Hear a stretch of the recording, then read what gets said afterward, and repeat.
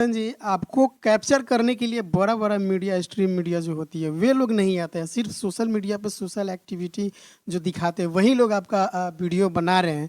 क्या कारण है? शायद आपके साथ भी जातिवाद हो रहा है। आते हैं भाई, लेकिन मैं बैठ नहीं देता हूँ।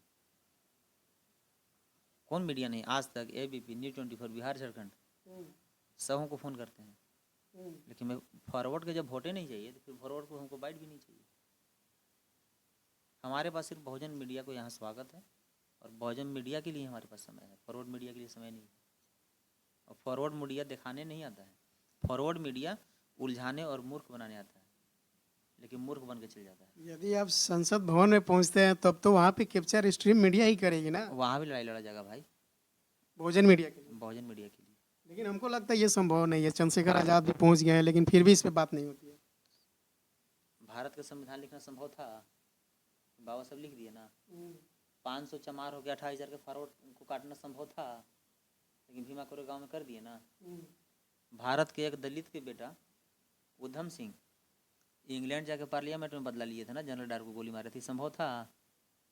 लेकिन हमको लगता है कि बहुजन मीडिया को स्थापना करना बहुत बड़ा मुश्किल काम है। देखिए, मैं चुनाव जीतूं या हारूं, अगर मैं चुनाव जीत गया तो मैं सदन में इसकी लड़ाई लड़ूंगा, और मैं हार गया तो मैं रोड पर फिर लड़ाई जो लड़ रहा हूँ। और अब देखिए, शोषण, जुल्म, अत्याचार, बलात्कार, हत्या के साथ साथ अब लड़ाई लड़ना है। शिक्षा अच्छा हो, मजबूत हो, स्वास्थ्य मजबूत हो, ठेकेदारी में आरक्षण चाहिए, डीलर में आरक्षण चाहिए, हाई कोर्ट और सुप्रीम कोर्ट से कलीजन सिस्टम समाप्त होनी चाहिए, 90% SC ST OBC मुस्लिम समाज को आरक्षण मिलनी चाहिए, कंपटीशन से जज बाहर होना चाहिए। अब ये सब चीज़ का आंदोलन करने की जरूरत है। अच्छा, आप जिस पीड़ितों की लड़ाई लड़ते हैं, उसमें आप पीड़ितों से पैसा लेकर जाते हैं या फ्री ऑफ कॉस्ट जाते हैं? आप पत्रकार हैं, किसी के बेटा के मर्डर हुआ होगा तो आप वहाँ न्यूज़ बनाने जाते होंगे, क्या पैसा उससे मांगते हैं? बिल्कुल नहीं। किसी के बेटी के रेप होगा, क्या आप उससे पैसा मांगिएगा? ये जायज़ ही नहीं है। तो हम फिर कैसे मांगेंगे भाई? तो आपको आर्थिक सहायता भी, आप कोई स्ट्रॉन्ग फैमिली से है नहीं, तो फिर आर्थिक सहायता क्या है? क्या जनता के साथ जनता प्रोवाइड करा रही है, नहीं कर रही? समाज दिया है। आज ये हमारे पास टी-शर्ट भी जो है वो समाज का दिया हुआ है, मेरा अपना कुछ नहीं है। मेरा कोई भी बैंक स्टेटमेंट भी चेक कर सकता है। 1 रुपये, 2 रुपये, 5 रुपये, 10 रुपये, 100 रुपये, 500, 1000, 2000, 5000, जिसको जितना सक्षम है वो चंदा देता है, और उसी पैसा से समाज की लड़ाई लड़ा जाता है। पैसा समाज इतना देता है कि लड़ाई लड़ने से ज़्यादा पैसा देता है। क्या समाज का पैसा लेकर खोज रहा है, लेकिन लड़ने वाला कोई नहीं मिल रहा है। लड़ने वाला की संख्या है कहाँ? बाबा साहब को मरने के बाद कितना गैपिंग हुआ? अगर कांसीराम साहब नहीं तो आज हम लोग बाबा साहब को नहीं जानते। कांसीराम साहब को मरने के बाद फिर एक और ना है, फिर चंद्रशेखर राव ने। मैं उनको गैपिंग ना होने के चलते मैं पैदा लिया। बाबा साहब के अगर पीठ पर कांसीराम साहब रहते तो आज हम लोग के ये इतना बदतर जिंदगी नहीं होता, इतना बुरा हाल नहीं होता। अच्छा, एक और बात बताइए, यदि चंद्रशेखर आज़ाद एसपी के माध्यम से आपको चुनाव लड़ने के लिए इनवाइट करते हैं, तो आप उसको स्वीकार करिएगा कि नहीं? चंद्रशेखर भी मेरा आदर्श हैं, मेरे बड़े भाई हैं, और आपके न्यूज़ चैनल के माध्यम से मैं उनको बहुत बहुत बधाई देना चाहता हूँ। और बहुत मजबूती से चुनाव लड़कर जीत कर जो उम्मीद से गए हैं, उस उम्मीद पर अभी तक खर्रा भी है। तो मैं भी चाह रहा हूँ कि मैं भी अपने भरोसे चुनाव जीत के जाऊँ। लेकिन आप उनके अगेंस्ट में ही बहुजन आर्मी का स्थापना कर दिया है। क्या लगता है कि बहुजन आर्मी, भीम आर्मी दोनों एक पटरी पे खड़ा होगी क्या? मैं तो चाहता हूँ जितने भी छोटे छोटे संगठन या पार्टी है सब एक जगह आ जाए। बहन जी हो गए, चंद्रशेखर भी हो गए, पप्पू यादव हो गए, असुद्दीन ओवैसी हो गए, ऐसे ऐसे जितने भी पार्टी है सबको एक मंच पर आ जाना चाहिए। अगर एक मंच पर नहीं आएंगे तो इससे भी बुरा हाल होगा। इसमें ना समाज को जान बचेगा, न इज्जत बचेगा, न ही कुर्सी बचेगा।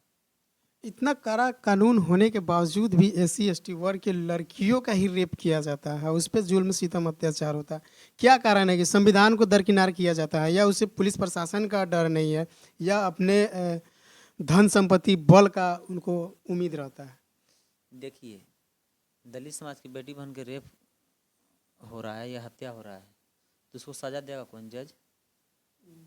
वहाँ कौन जाता है? फॉरवर्ड? लेकिन कानून मेरे साथ है ना। जैसे आप जाते हैं थानेदार को कानून सिखाते हैं कि इस तरह से हमको मिलना चाहिए न्याय, उसका मुआवजा भी मिलना चाहिए, तो ये तो मेरे साथ है ना। गोल्डन दास जैसे कितने लोग लड़ने वाले हैं? गोल्डन दास जैसे कितने लोग को आईपीसी और पहले तो आईपीसी था। बिहार में तो हमें लगता है दूर दूर तक आपके जैसा कोई ऐसा इंसान नहीं है जो धरातल पे उतर कर किसी की लड़ाई लड़े। नया कानून बना है ना, मैं नया कानून भी 90% में याद कर लिया। पहले आईपीसी था, अब बीएनएस हो गया है, भारतीय न्याय संहिता। मैं तो सारा उसका जितने भी बीएनएस था सब मैं याद कर लिया, लगभग याद कर लिए।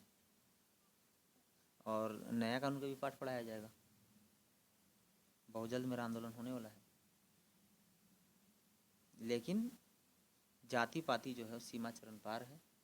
शोषण, जुल्म, अत्याचार, बलात्कार, हत्या जो है वो सीमा चरण पार है।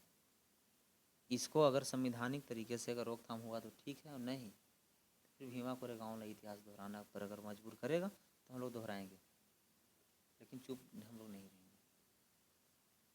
इसलिए कि हम लोग बाबा साहब को मानते हैं तो हम लोग उधम सिंह को भी मानते हैं, भीमा कोरेगांव को भी मानते हैं। हमें लगता है आप गृह युद्ध का संकेत दे रहे हैं। यदि आपको न्याय नहीं मिलेगा तो आप संविधान के तहत ही लड़ना होगा, आप तलवार क्यों उठाएंगे? बोल तो दिए कि बाबा साहब को मानते हैं ना हम, तो सुभाष चंद्र बोस को भी मानते हैं। सुभाष चंद्र बोस जी क्या बोले थे? टीट फॉर टाइट, ईंट का जवाब पत्थर से दो। अगर संविधान से मान गया तो ठीक है, नहीं तो भीमा कोरेगांव वाला तलवार हम लोग के पास अभी भी रखा हुआ है। इसलिए हम लोग के माँ बहन के मान सम्मान के साथ खिलवाड़ ना करें। अगर बात इज्जत की आएगी तो इतिहास दोहराया जाएगा फिर से। तो ये थे हमारे साथ गोल्डन दास जी। ये काफ़ी दबे कुचले शोषित वंचित वर्ग के लोगों की लड़ाई लड़ते हैं। हर जगह पे इनका वीडियो वायरल होता है। आप जब भी वीडियो देखिएगा, आपको यदि पुलिस से बात करने में डर लगता होगा तो शायद वीडियो देखकर आपको इतना ज़्यादा ऊर्जा आएगा, इतना हिम्मत बढ़ जाएगा कि आप पुलिस या एसपी से डायरेक्ट बात कर सकते हैं, आँख में आँख डाल के। जिस तरह से गोल्डन जी अपनी निगाहें डालकर बात करते हैं और पीड़ित को न्याय छीन कर उनके झोली में डालने का काम करते हैं, तो मुझे लगता है कि जिस तरह से ये लड़ाई लड़ रहे हैं, इस तरह से हर युवा को प्रेरणा लेना चाहिए इनसे और आगे आना चाहिए।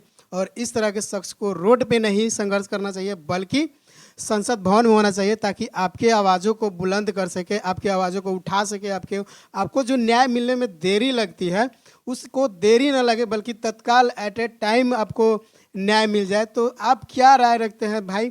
क्या गोल्डन दास जी को आप सपोर्ट करते हैं? यदि जिस भी विधानसभा क्षेत्र से खड़ा होते हैं तो आप हमें कमेंट करके ज़रूर बताइए, ताकि हम पता करें। हम सर्वे कर रहे हैं कि क्या गोल्डन दास को किसी विधानसभा क्षेत्र का 80% या 70% लोग सपोर्ट कर रहा है या नहीं। फिलहाल इतना ही, किसी और वीडियो में मिलते हैं। जय भीम।